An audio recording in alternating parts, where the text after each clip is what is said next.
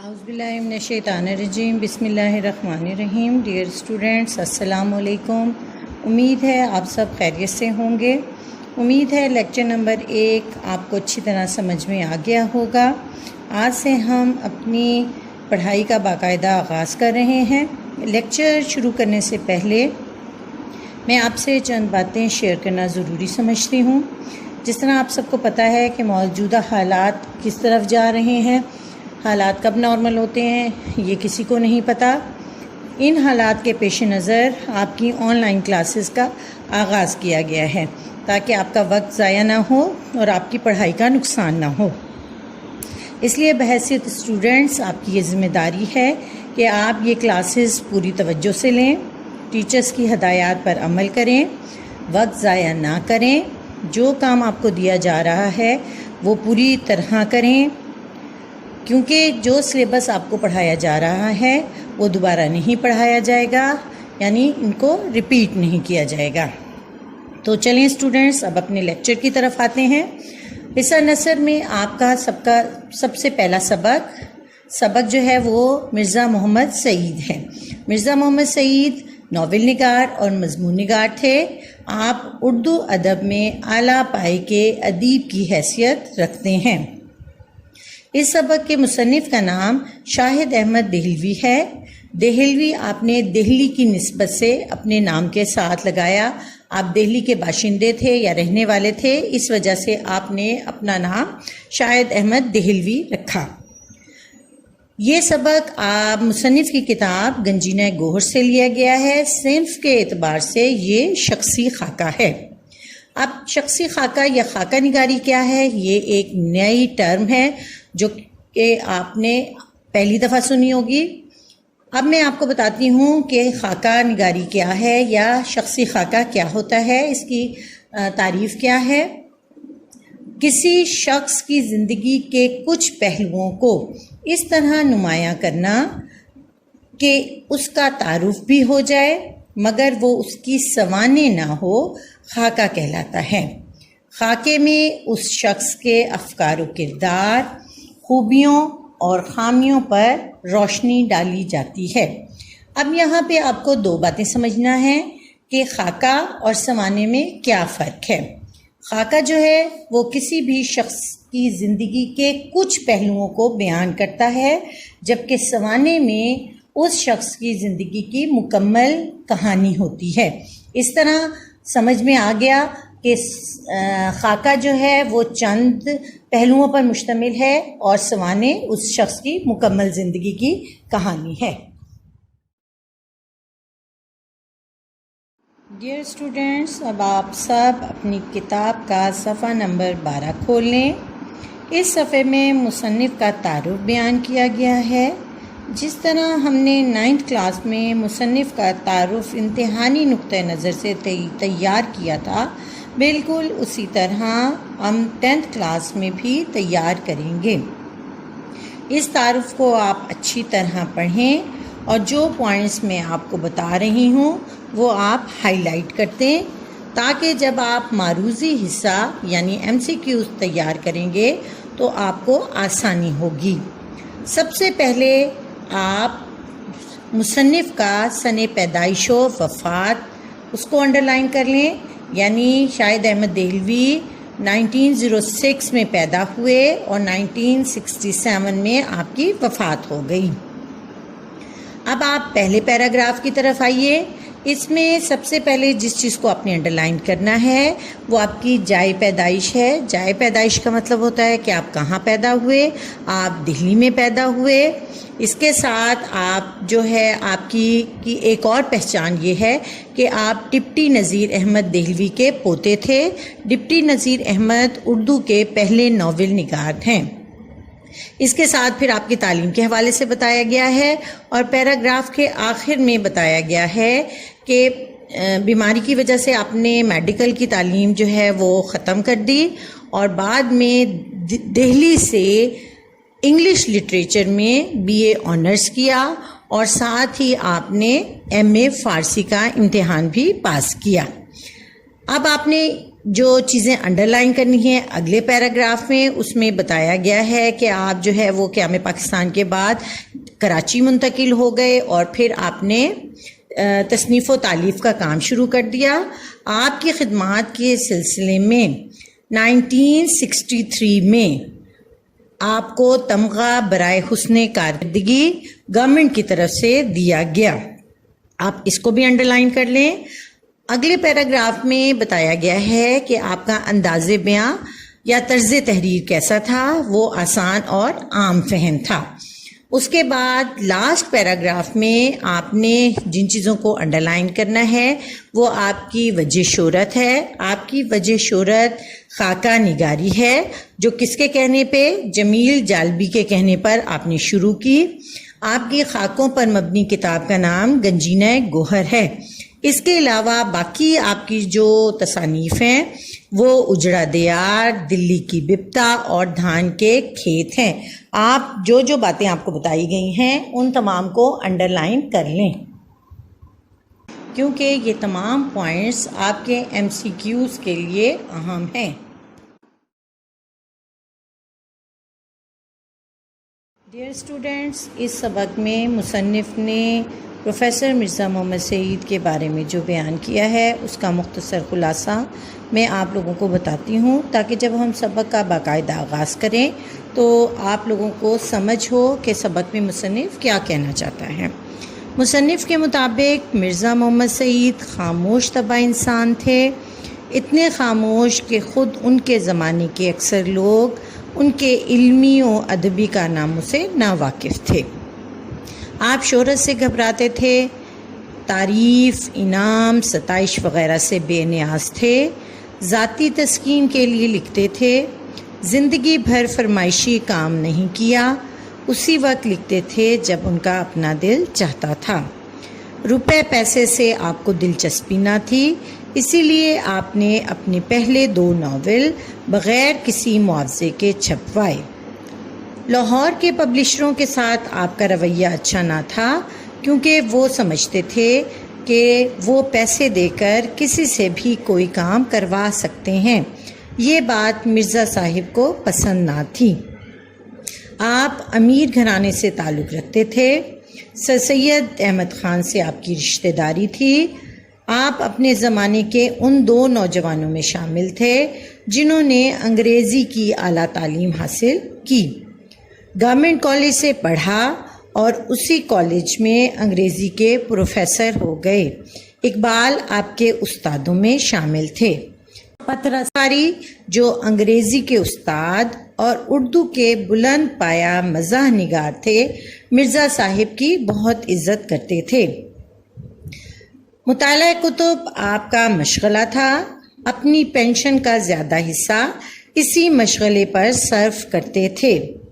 سادہ طرز زندگی تھا، بیوی بچوں کا سکھ حاصل تھا اور قلب مطمئنہ کی دولت سے مالا مال تھے۔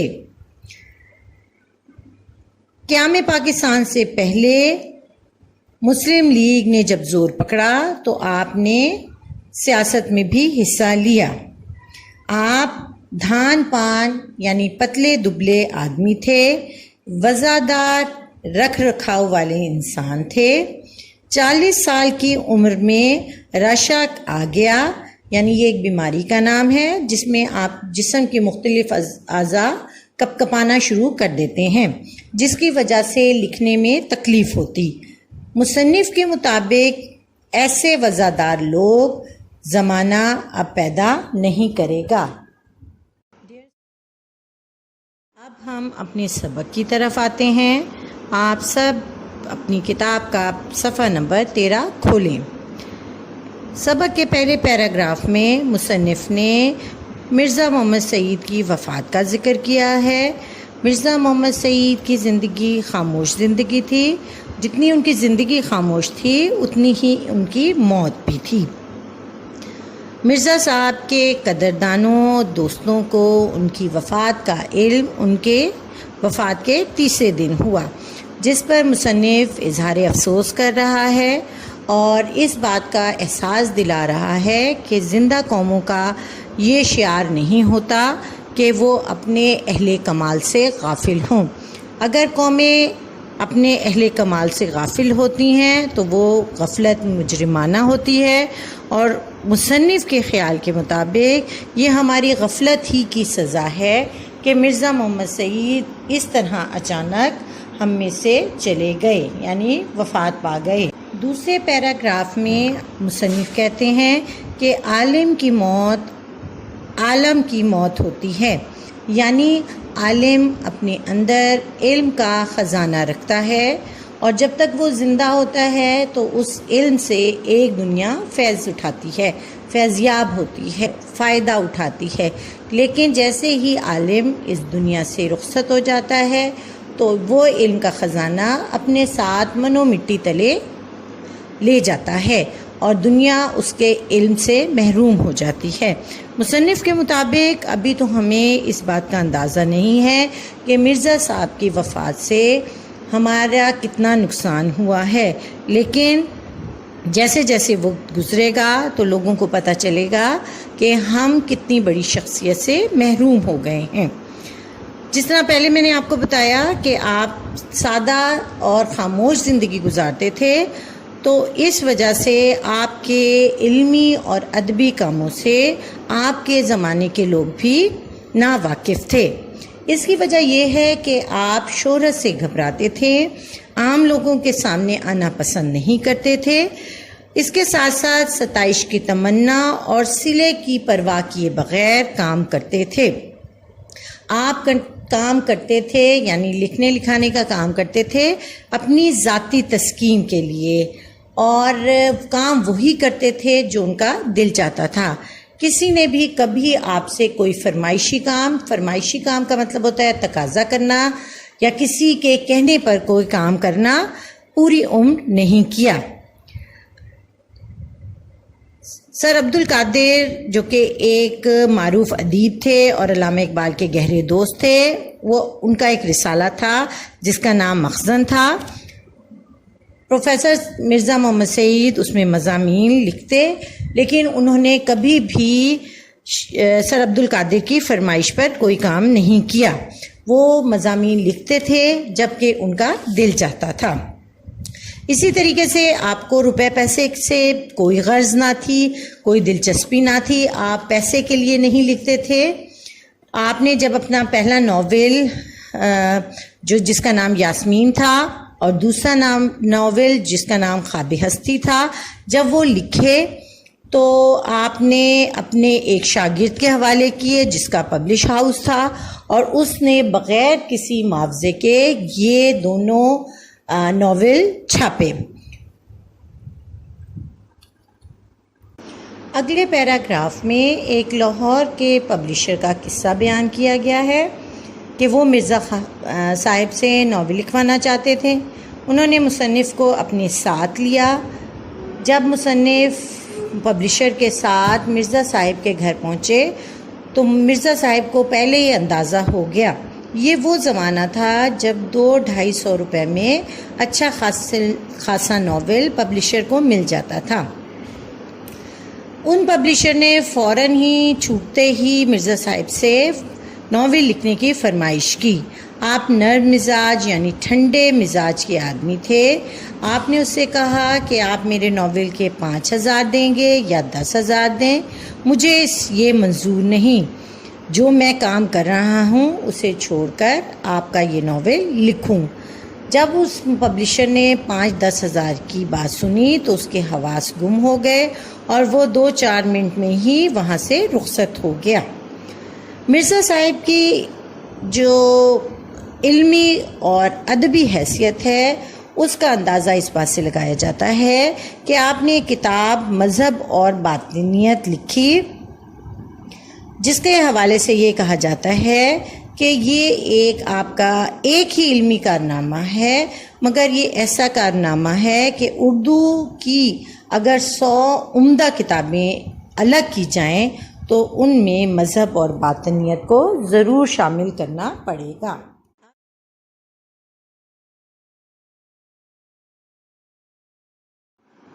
صفحہ نمبر 14 کے آخری پیراگراف میں مصنف کہتے ہیں کہ مرزا صاحب دلی کے ایک شریف اور امیر گھرانے کے چشم چراغ یعنی بیٹے تھے۔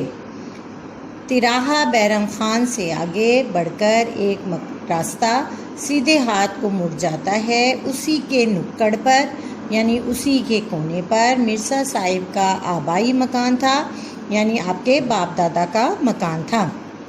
اب یہاں تراہا بیرم خان، تراہا جو ہے اس جگہ کو کہتے ہیں جہاں 3 راستے آ کر ملیں، تو انہوں نے اس پیراگراف میں آپ کے مکان کے حوالے سے بیان کیا ہے۔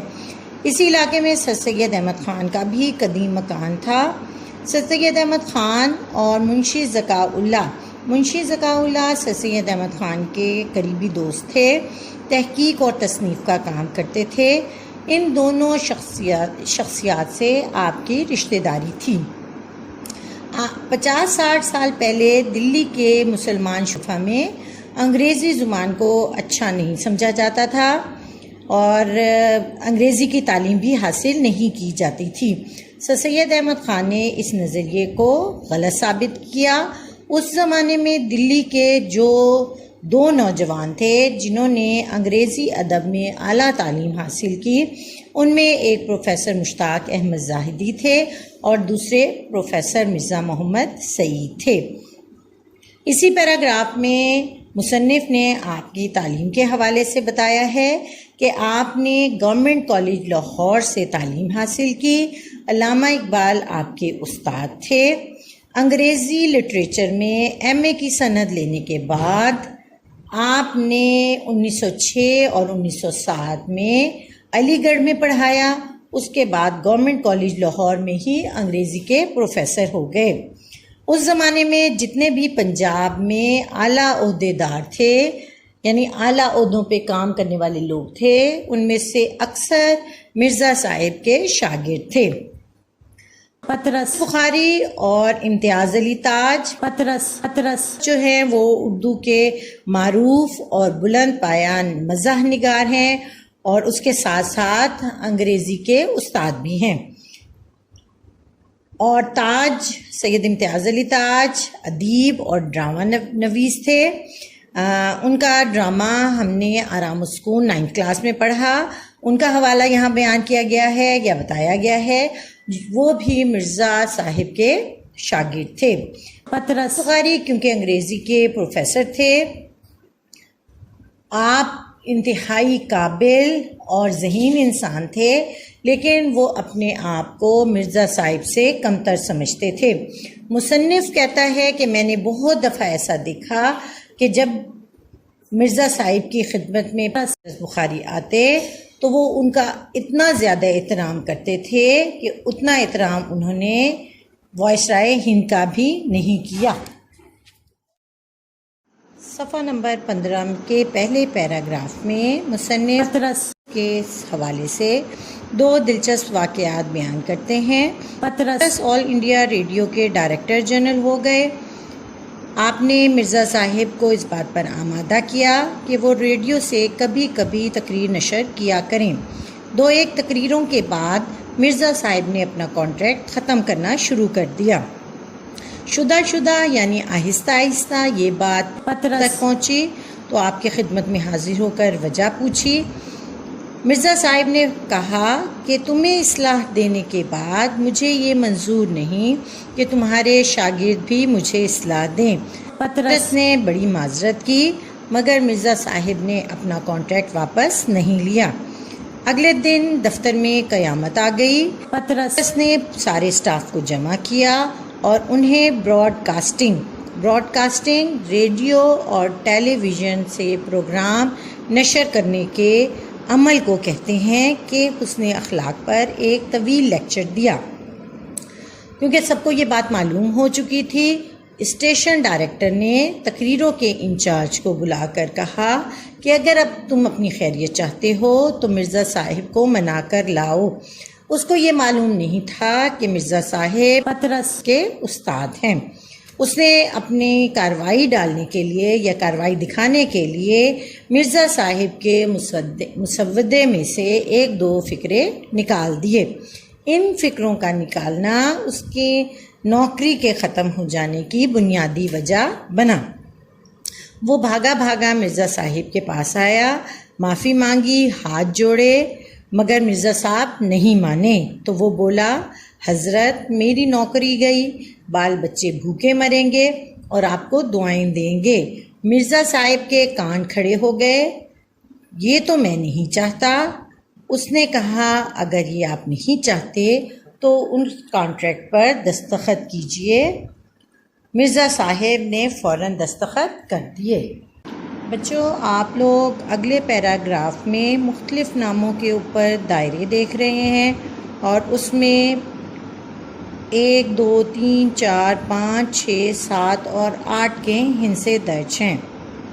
یہ تمام نام ہیں جو مختلف شعراء اور ادبا کے ہیں جنہوں نے پطرس کی تحریر پر ایک ادبی حلقہ قائم کیا۔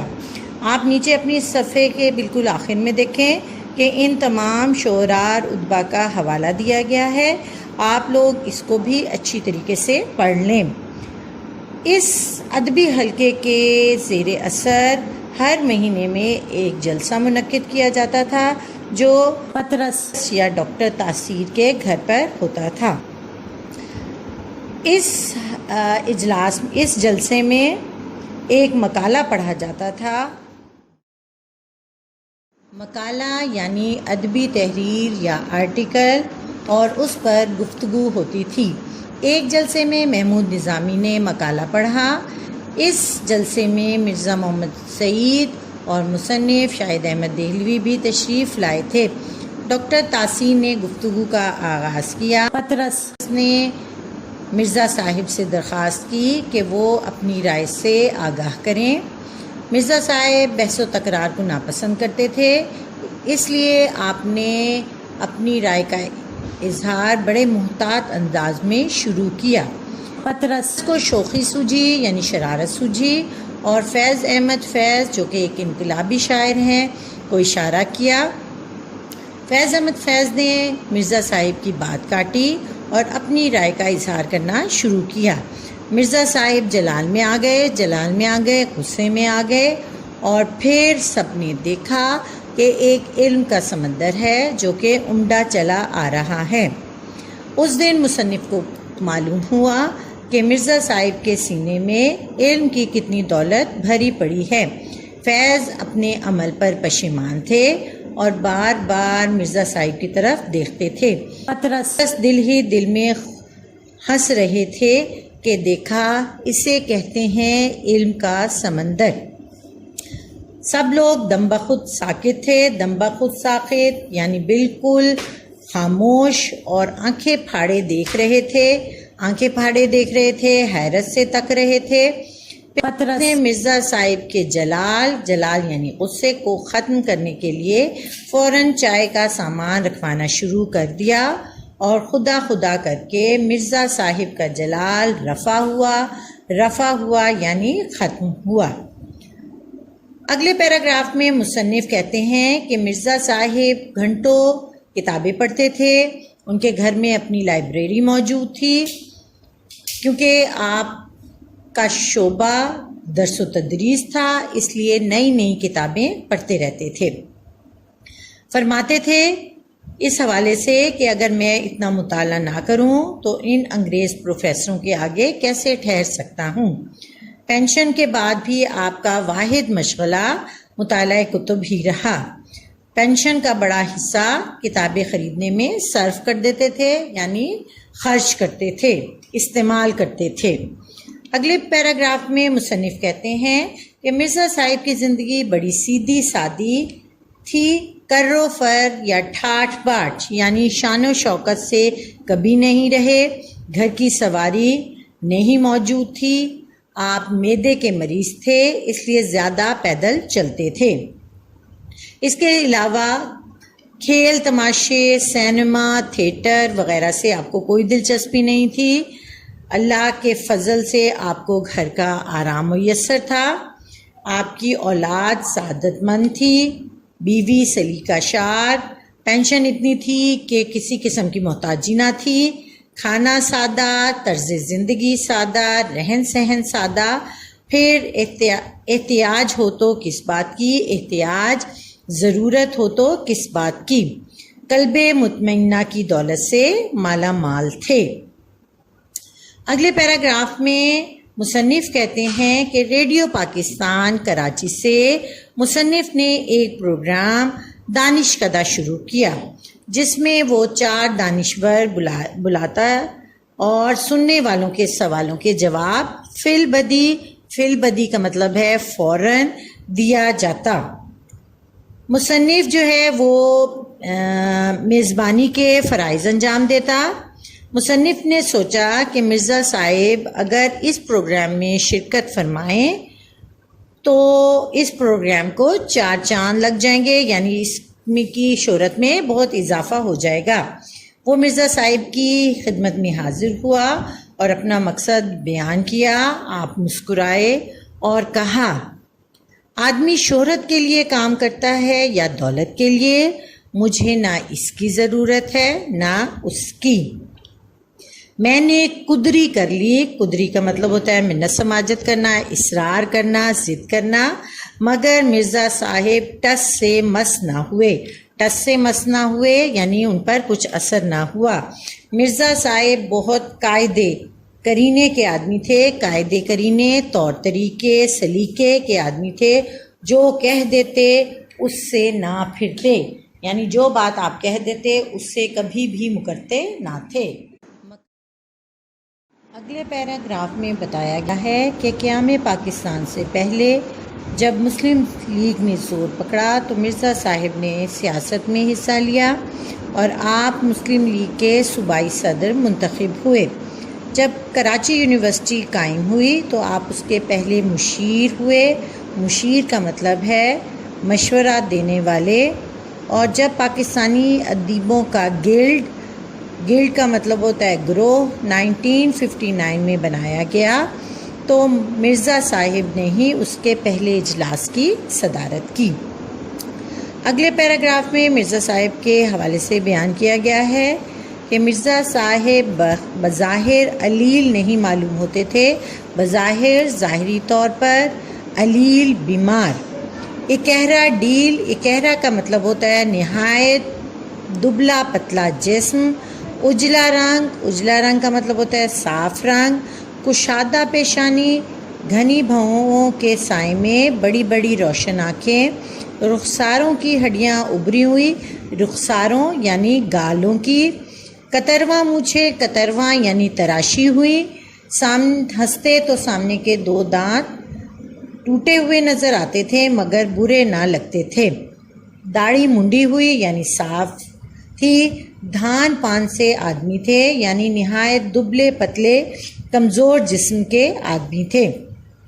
یہ مرزا محمد سعید کا جو ہے وہ حلیہ ہے جو کہ مصنف نے بیان کیا۔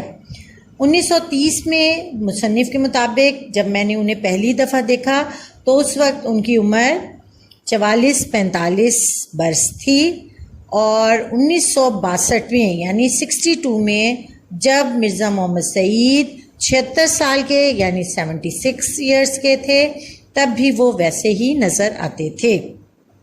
انہیں زمانے کا شکوہ یعنی شکایت یا صحت کی شکایت کرتے کبھی نہیں دیکھا۔ ہسمکھ انسان تھے۔ سنا ہے کہ دلی کے جن 2-4 نوجوانوں نے سب سے پہلے سوٹ یعنی پینٹ کوٹ پہننا شروع کیا، ان میں سب سے نفیس یعنی عمدہ سوٹ مرزا صاحب کا ہی ہوتا تھا، مگر مصنف کے مطابق میں نے پچھلے 32 یعنی 32 ایئرز میں انہیں ہمیشہ شیروانی ہی پہنے دیکھا۔ انگریزی ان کا اوڑھنا بچھونا یعنی سب کچھ تھا، مگر روب گانٹھنے یعنی روب ڈالنے کے لیے کبھی انگریزی میں بات نہ کرتے تھے، بلکہ ان کی گفتگو میں انگریزی کے الفاظ بالکل نہیں آتے تھے۔ 40 سال کی عمر میں آپ کو دونوں ہاتھوں میں راشا آ گیا۔ راشا بیماری کا نام ہے جس میں جسم کے مختلف اعضاء جو ہیں وہ کانپنا شروع کر دیتے ہیں۔ جس بھی جسم کے حصے پر رشا آئے، آپ کے ہاتھوں پہ آ گیا تھا، اس لیے لکھنے میں انہیں زحمت یعنی تکلیف ہوتی تھی۔ اس کے باوجود خوش اخلاق اور خوش مزاج آدمی تھے، زیادہ دوست بنانے کے قائل نہیں تھے۔ آخری پیراگراف میں مصنف کہتا ہے کہ موت برحق ہے، سچ ہے، مرنا سب کو ہے، مگر مرنے میں فرق ہوتا ہے، یعنی ایک عام انسان کے مرنے میں اور ایک عالم کے مرنے میں بہت فرق ہے۔ مرزا صاحب نے لمبی عمر پائی، مگر ان کی وفات کا صدمہ اس لیے زیادہ ہے کہ اب زمانہ ایسا قابل، لائق، شریف اور وفادار انسان پیدا نہیں کرے گا۔ افسوس کہ اب وہ وہاں ہیں جہاں ہماری نیک آرزوئیں رہتی ہیں۔ ایسی ہستی، ایسی جامع العلوم ہستی، ایسی شخصیت جس میں کئی علم جمع ہوں، اس سے ہم محروم ہو گئے۔ اس لیے ہم جتنا بھی غم کریں وہ کم ہیں۔ اب کہاں لوگ اس طبیعت کے۔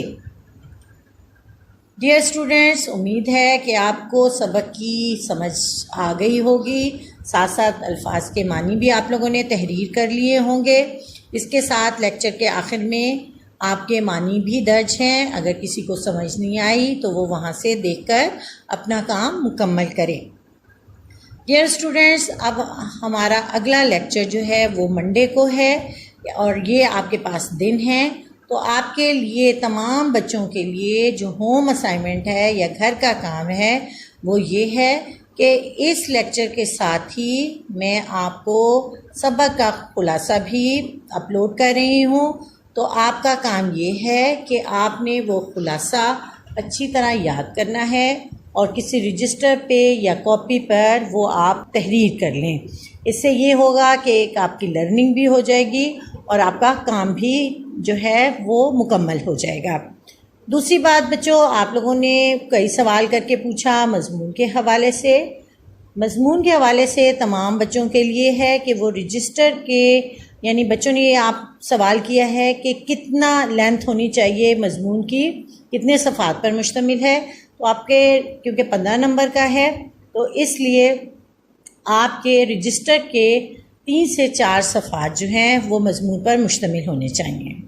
اب مضمون کے لیے بھی آپ لوگوں کو بتاتی چلوں کہ کیونکہ یہ ایک ذاتی تحریر بھی ہو سکتا ہے اور ہر بچے کا اپنا ایک انداز بیاں اور انداز تحریر ہے، اس لیے جو بچہ جس طرح بھی کام کرنا چاہتا ہے وہ اس سوال کو تیار کر سکتا ہے۔ آپ کے قواعد و انشاء میں بھی مضامین کی فہرست دی گئی ہے اور وہاں پہ بھی مضامین ہیں، اس میں سے بھی، اور اگر کوئی بچہ چاہتا ہے کہ وہ ایک اچھا مضمون تیار کرے تو میں آپ کو کچھ کتابوں کے نام بتا دیتی ہوں۔ اکثر بچوں کے پاس وہ کتابیں موجود ہیں، آپ ان سے بھی ہیلپ لے سکتے ہیں۔